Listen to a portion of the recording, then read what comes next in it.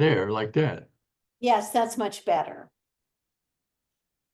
So basically what I wanted to do is say that this was what really got me started way, way, way back looking at pastels because of that. His texture. And it was amazing to me that some drawings in color could depict something other than a smooth painting. And the texture is what really interested me more than whatever the painting was trying to, give me. So at any rate, it all started with this, basically, way back in the day. Now, is she talking? So anyway, I go back to this again.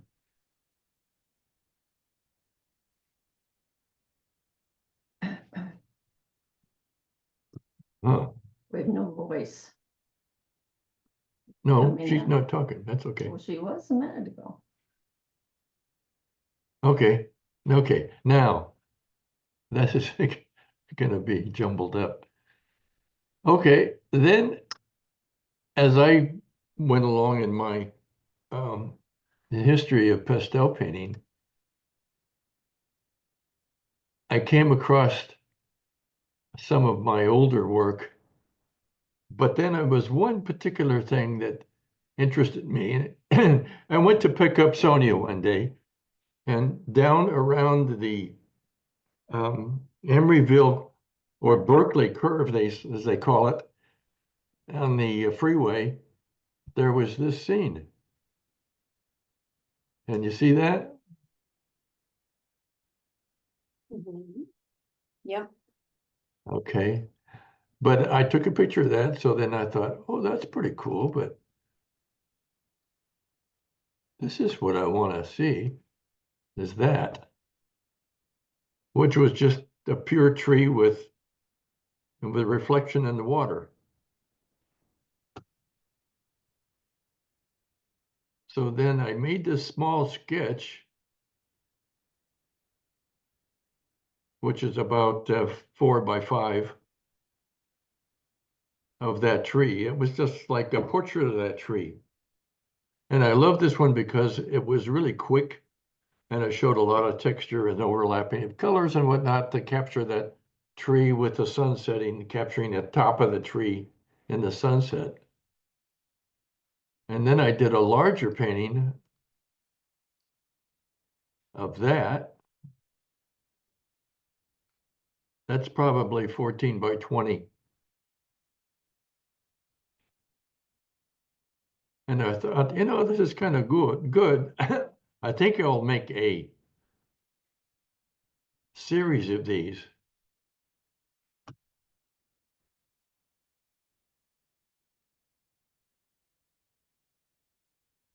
And see how I'm starting to get texture in there? Still thinking about Degas. Oop. Getting any voice back from them. Here's some more texture, even bolder strokes.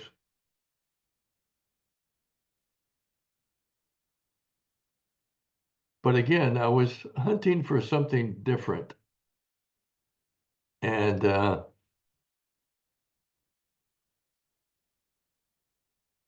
actually, I started experimenting on other things. This is just a canvas panel, something that you could pick up at the art store with, a canvas board.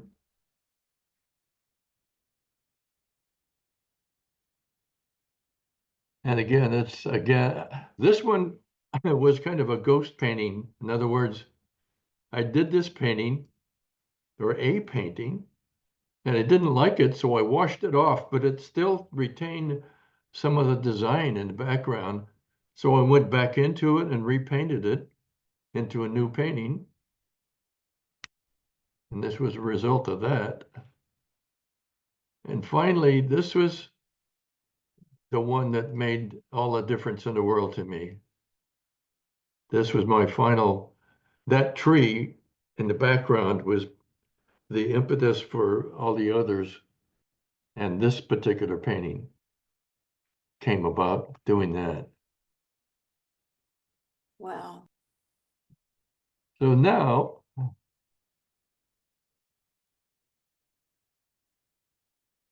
this was, as you know, was an award winner down in Morro Bay. And you can see the texture in the corner of that. I had a lot of fun with this painting. In fact, the research of taking this picture, this was up in by Williams and up near Williams, California. It's called the Sacramento National Wildlife Refuge. It's a national park. And at the time, there was all kind of flooded out there, and that's why those cottonwood trees are sitting eerily in the water like that. And at the same time, there's some mustard growing in amongst the reeds on the shoreline there.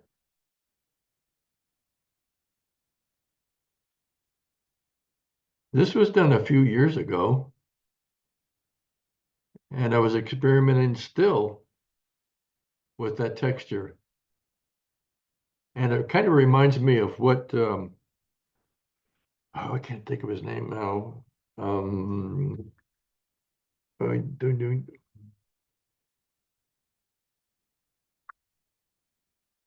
Are you thinking of Tom? I'm sorry? Tom? Oh, yeah, Tom Christopher? Crom, that's right, that's the one. Thank you. And here's another one that as I was walking out of Blick Art Store, these crows were sitting in the gutter. And I just stopped, took my phone out, took a picture. And this was called Three Crows. Only the third one is a reflection of the second one.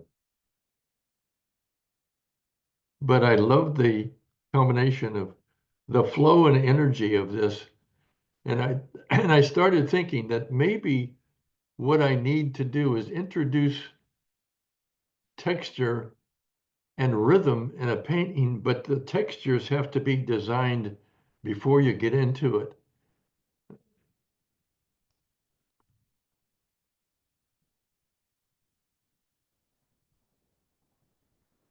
This was really almost a little overly done, but heavy-handed.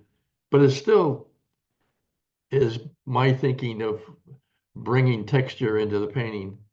Just instead of smooth texture, it was kind of rhythmic and something that might be presented so that you could see how it moves around and gives action to the whole scene. And of course, this one, which was just winning an award down in Brea, California. And these happy accidents were happening all over the painting. This area here was where I wanted the shadows of the clouds to be on the side, and I didn't want them to be smooth or textured, or I wanted them to be smooth. And so I just took my finger and rubbed it into the texture.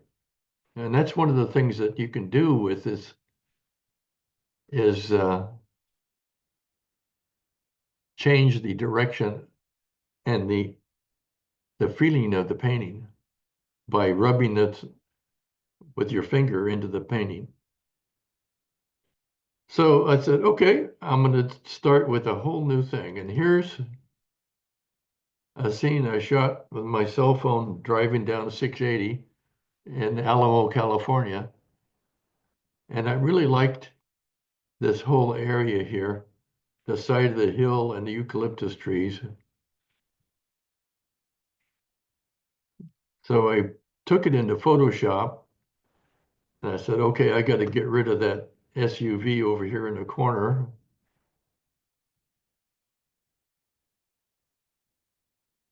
So this was my Photoshop deletion of that SUV down here in the corner. but I still liked just the design of it. That flow of the hillside and the trees. And it was just a nice grouping of trees. And this background, whatever mountain or group something, yeah, I just put in there. I wanted to have like these clouds up here are in a directional thing. This shape is a direction and it follows this, but I wanted something that followed the opposite. So it just is an imposing kind of an X design.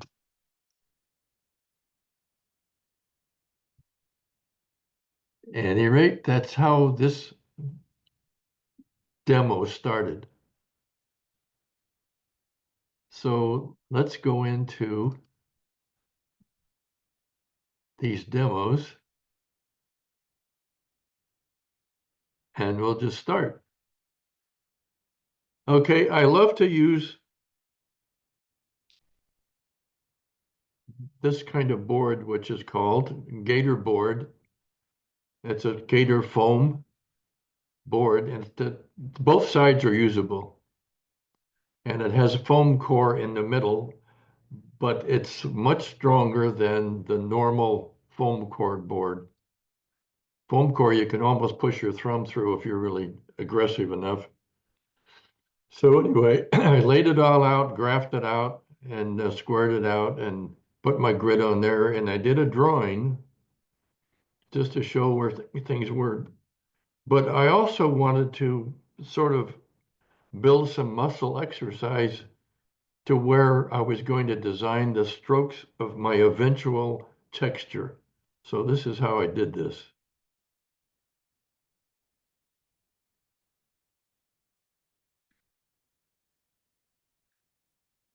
This is not going to appear in the final painting, but it's giving me just kind of a memory of how I want strokes to appear. And you'll see in a minute what I mean by designing the strokes for movement. And basically these strokes and texture are just going to be more or less of a harmonious feeling throughout the painting. Much as color does, I want the texture to do the same thing.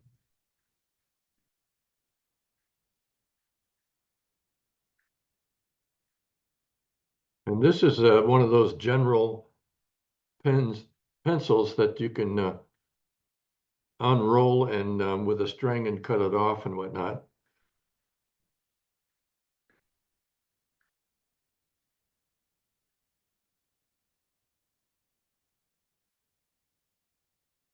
Okay, that's enough of that, but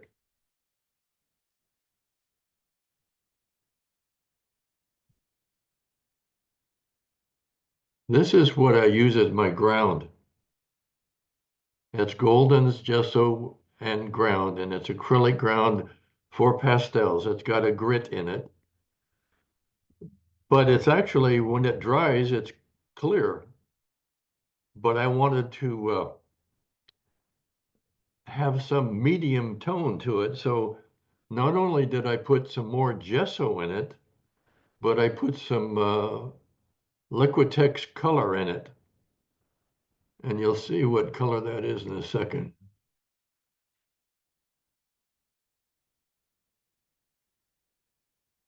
Now here's my old beat up brush that I've had around the house for years. And you'll see how I apply this, and it's going to go right over the top of that drawing.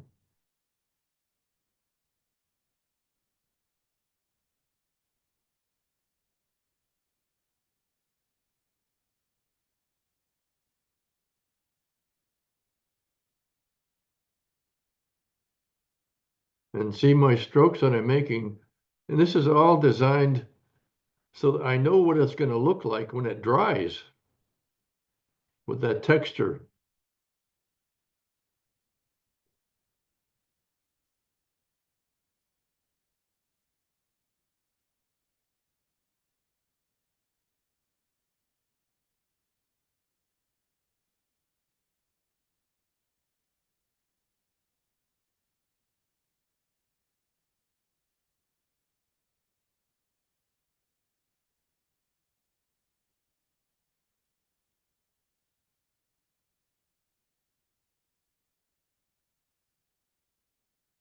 The paint might look gloppy right now, but I continue to keep working it so that those built up areas are not there anymore as much as possible.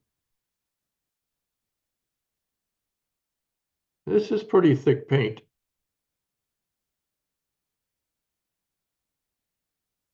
There's the hillside, that one big long stroke.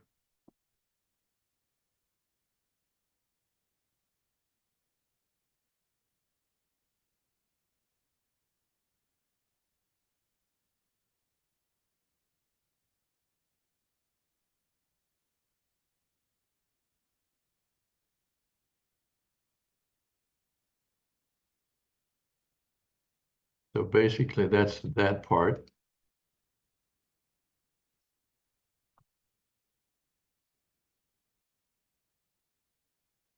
And I just wanted to show the texture when it's dried, what it looks like. And that basic color, that medium color, helps me from going from the middle value both ways, lighter or darker.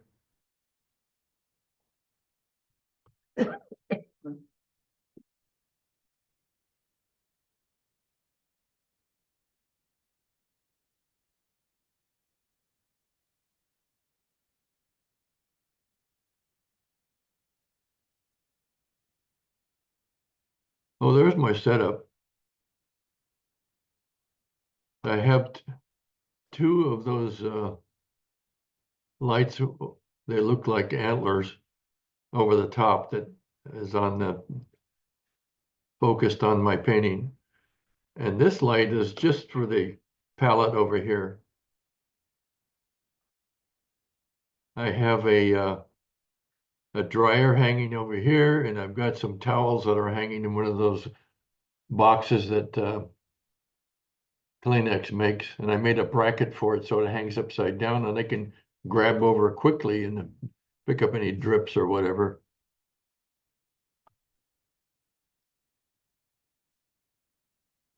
So, okay, let's start.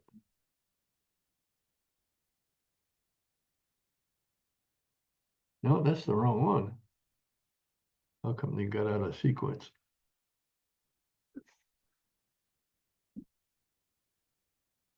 That's wrong. Sorry that these are out of sequence, darn it.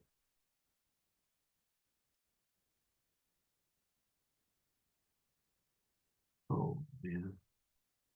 It's supposed to be 1, 2, 3, 4.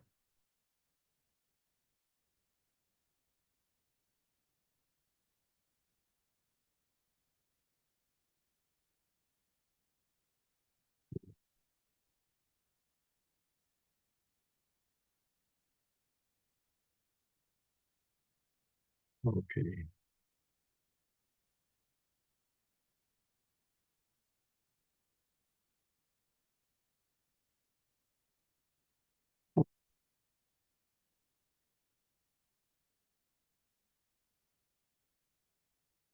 I'm sorry.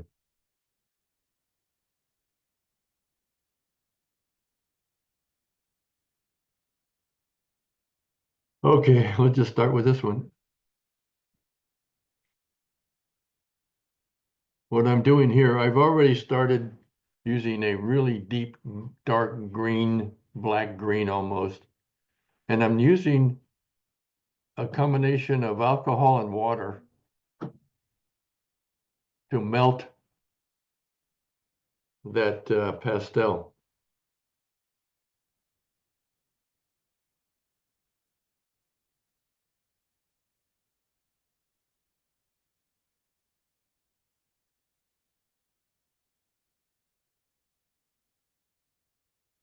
I guess is where we emphasize the fact that this is a pastel painting with a brush.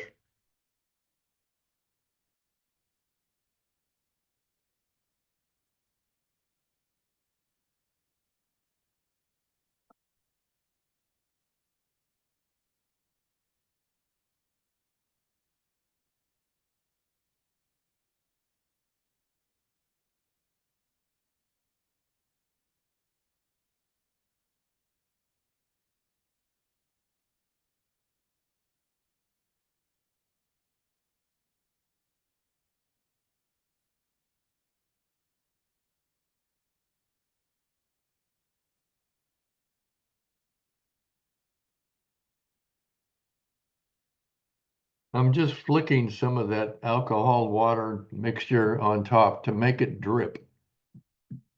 And you'll see some of the next ones that, or the next videos that actually how that works. And the reason why I like it to drip is because it creates a lot of organic lines and shapes that I wouldn't normally be able to paint.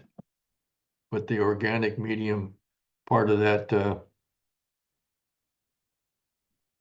really starts happening.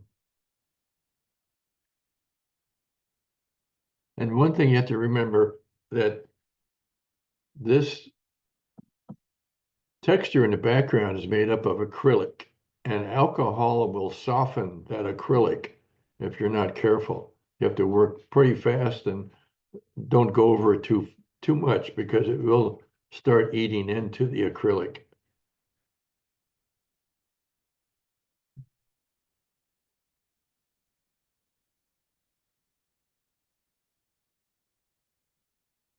And you can almost see that I'm starting to pick up some of the underpainting color.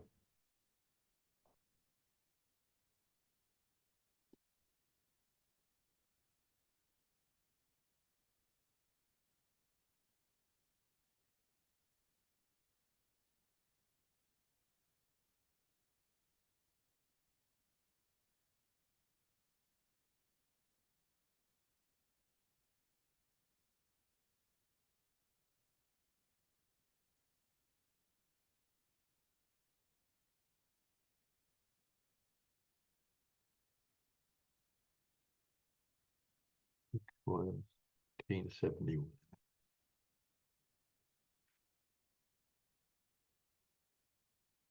Now that's just showing how it's dried after I've put the hair dryer on it.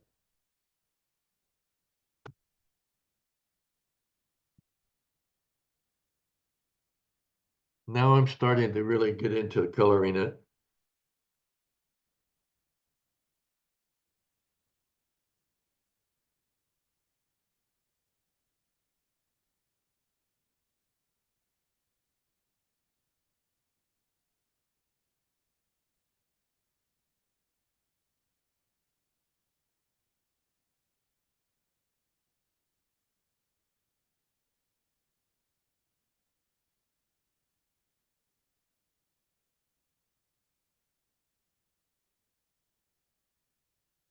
Yes, you can mix colors one on top of another.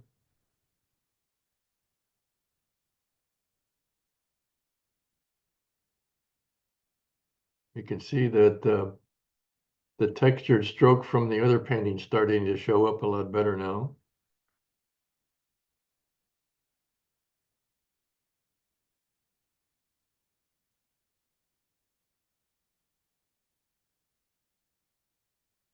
Three.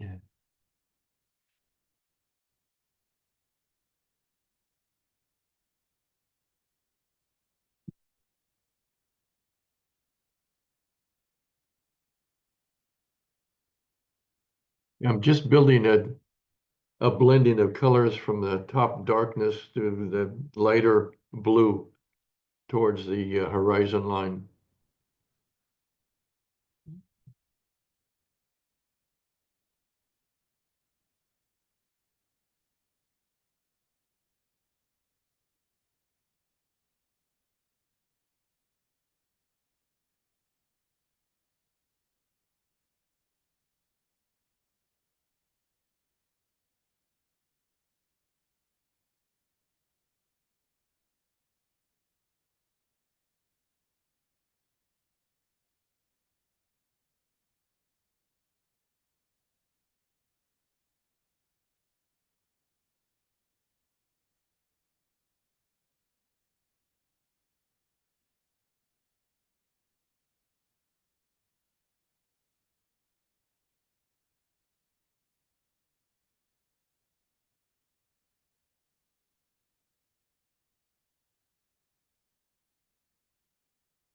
Now I'm adding some deeper tones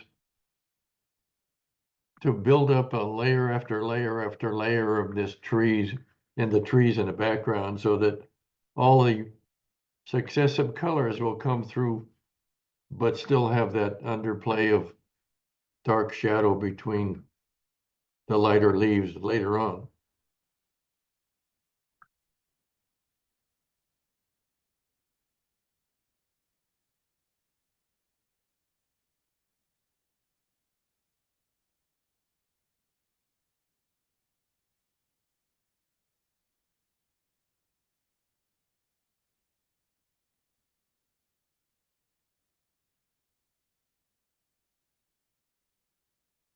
There's the term is sculpting and trying to build up these layers.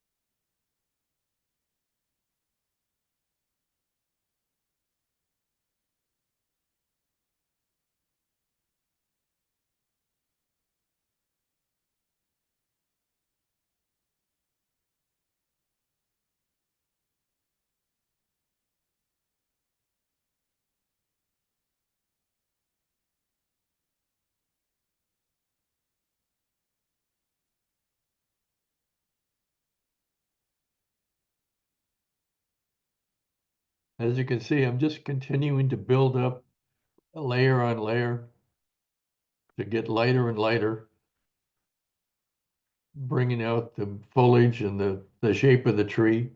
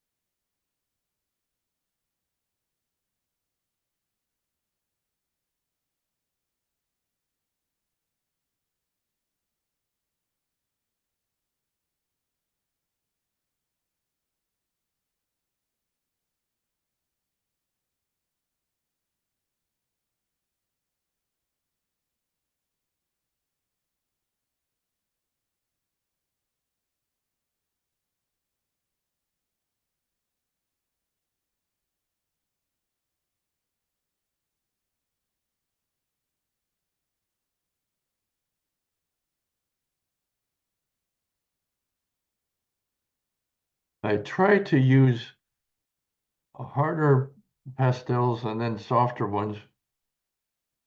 But sometimes when I pick up the color, just what I'm looking for, it could be harder or softer than I want, but I just keep working with it. I don't have a succession of hard to soft. It doesn't work that way. I paint by just the feeling at the moment when I'm looking for a color.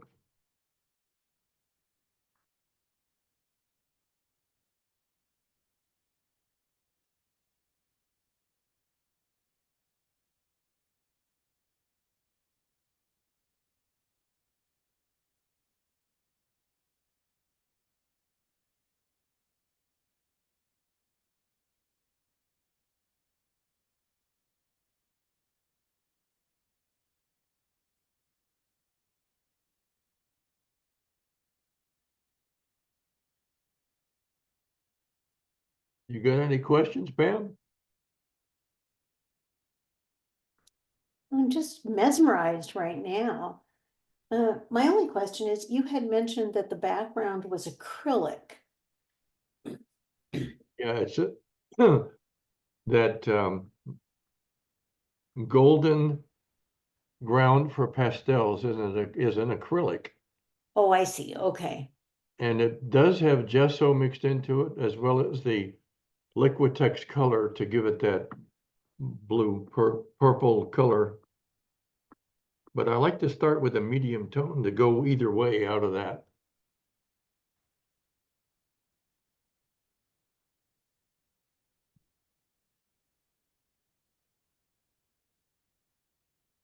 I thought it was gonna dry clear, but no, you had to basically redo your whole sketch after you did Yeah, that.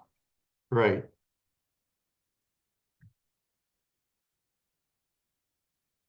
Now I'm starting to cut in the sky holes and branches and just get a feeling of the shape of the trees.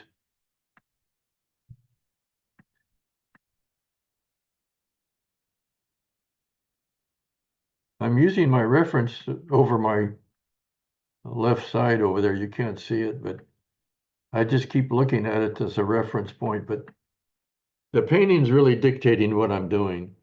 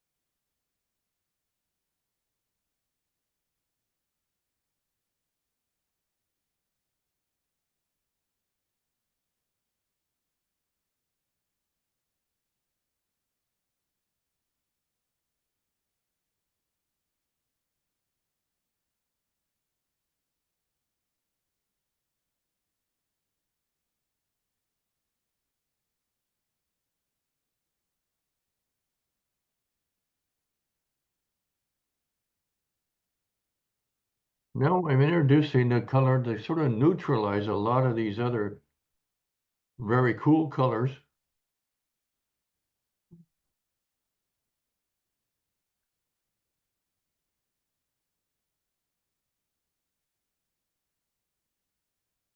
And again, I'm mixing color on top of color to bring out another color.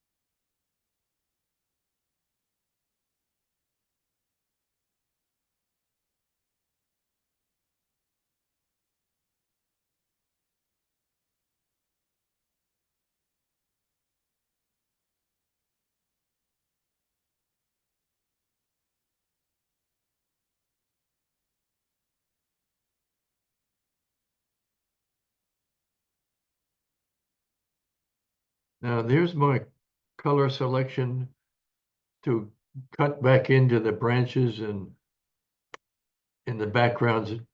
I like to mix sort of light purples or warmer colors in amongst everything else.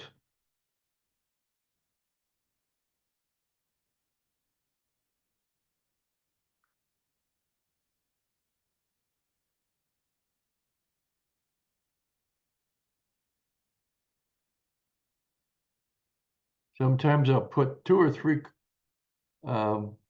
values of color right next to one another in the same spot almost.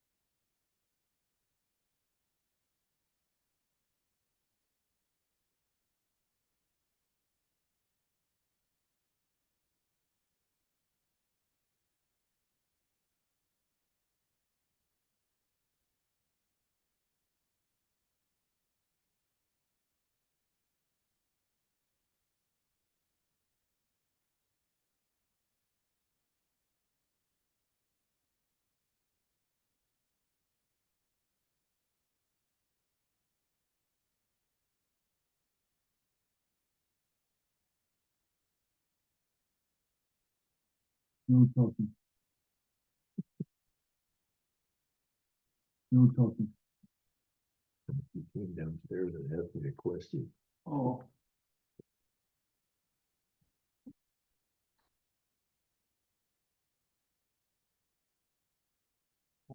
Sign.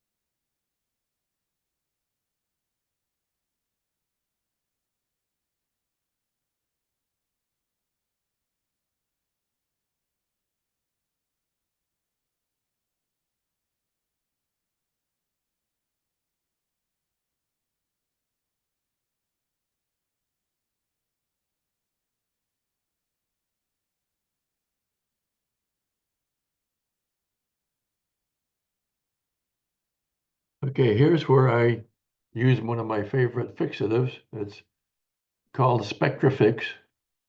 And I really load up the whole painting surface with this. And you can kind of see in the middle there where it's actually running down, creating other tree shapes and whatnot. I really like this organic feeling that it gets. Because I can't paint it that way, it just happens. Wow, and that's not the final fix, that's just the regular Spectra fix. Yeah, and I use it just to make things happen.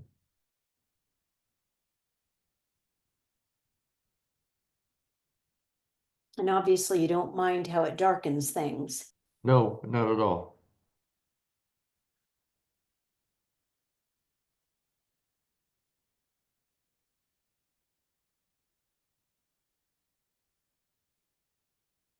It seems like every mark that I make leads to another mark and so forth. It just leads one thing to the next. And the painting starts dictating what you're gonna do, and so you just follow it.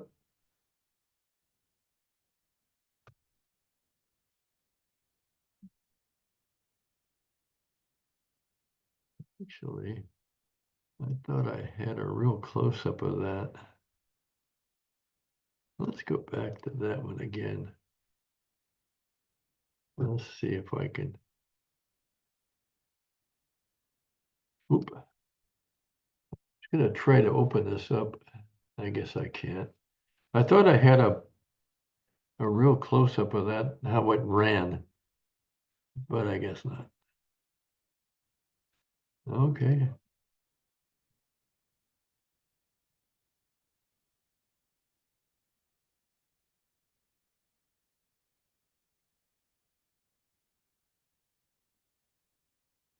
And I assume this is later after it's dried. Yes, exactly. And again, I used a hair dryer to hasten that.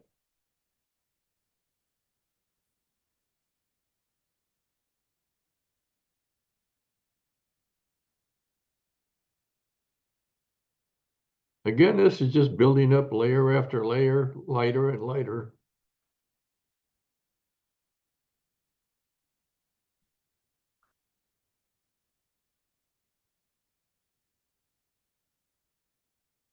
Well, I didn't see that coming. I thought you were about to put your signature on it before you sprayed it.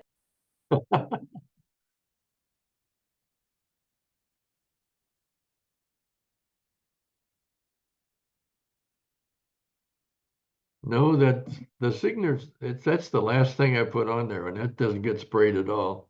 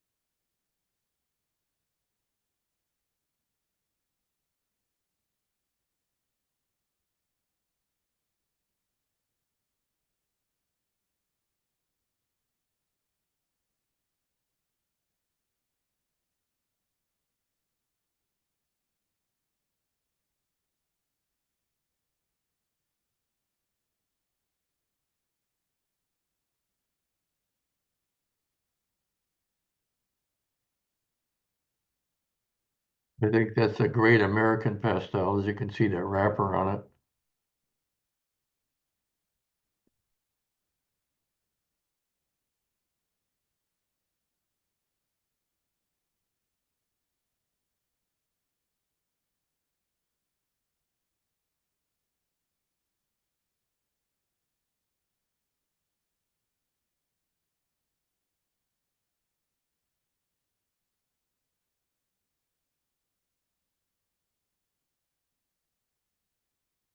Those things are luscious, but crazy soft.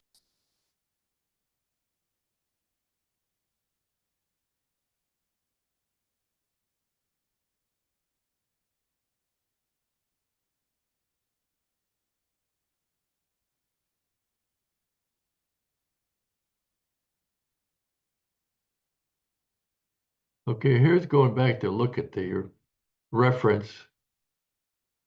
And just at this point, just to give you an idea of what I'm looking at as a reference point to build this other painting. And again, I'm looking at painting as just, or the photograph as just a reference point. Whatever's happening in the painting is completely abstract from the photograph.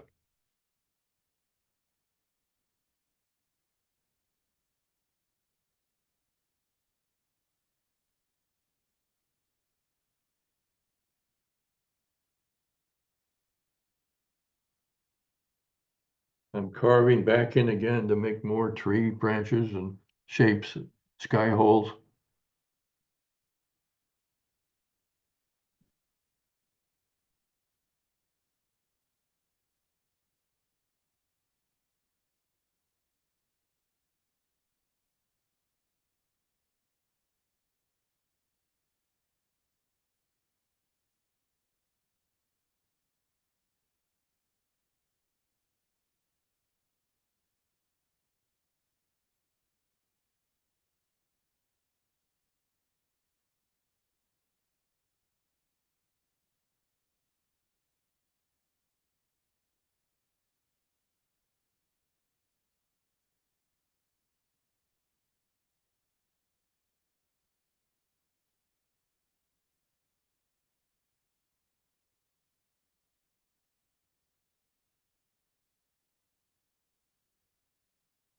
I'm looking for a lighter blue to do this. Again, I wanted that design angle to pose that huge shape of the hillside.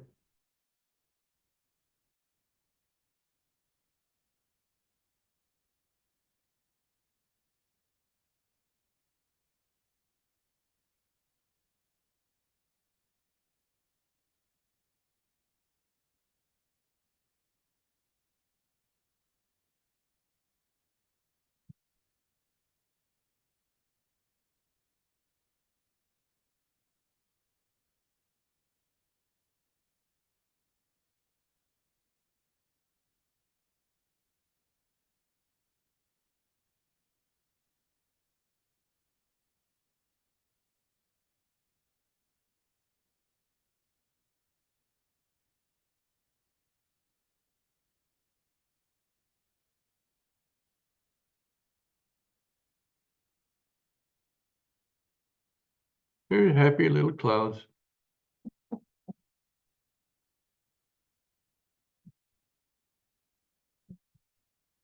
It's starting to sound gross. Oops, excuse me. Okay, at this point, I want, hang on a second. Yep, here. Uh-oh. At this point, sorry.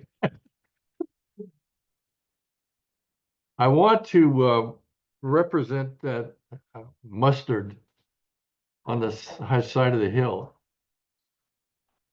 So at the hardware store, I found that this is a carriage bolt. In other words, at the other end down here, it doesn't have a slot for a screwdriver or a Phillips screwdriver, whatever. It's just completely flat and round, but it works perfect for crushing the pastel. You just put take a piece off and then just tap, tap, tap. And this bowl I've used forever for my alcohol and whatnot. But what I'm doing here is I'm mixing up here am I tapping it down and crushing as much as I can. And then I'm going to add water to this, just a little bit, just enough to make it a little really heavy cream. And then I'm going to put it on a toothbrush and do this and flick it on there. Uh-huh.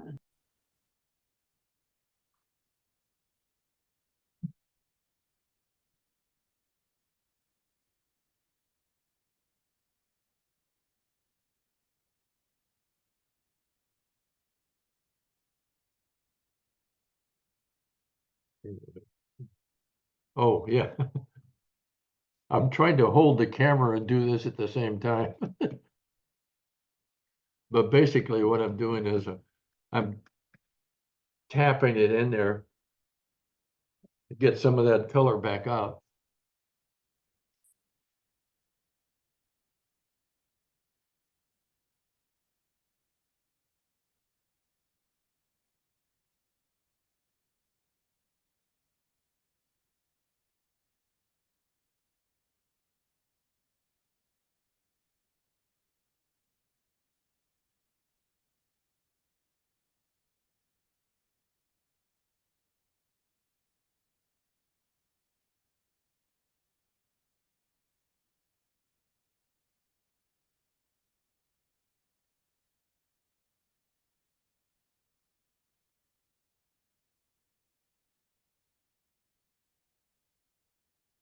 I never use black, but I use really, really dark pastels, whether they're blue or green.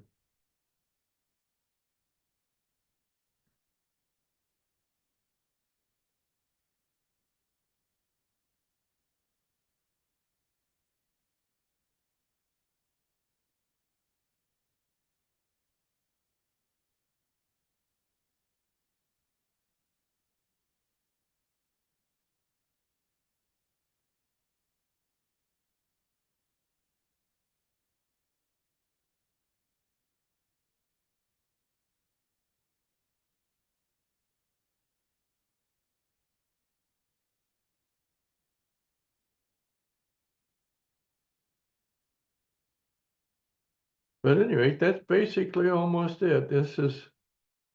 I like to put black tape around it just to see how it looks trimmed out.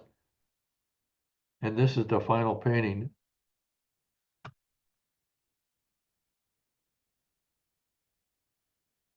It's beautiful. Thank you. Wow. I think I have another shot that.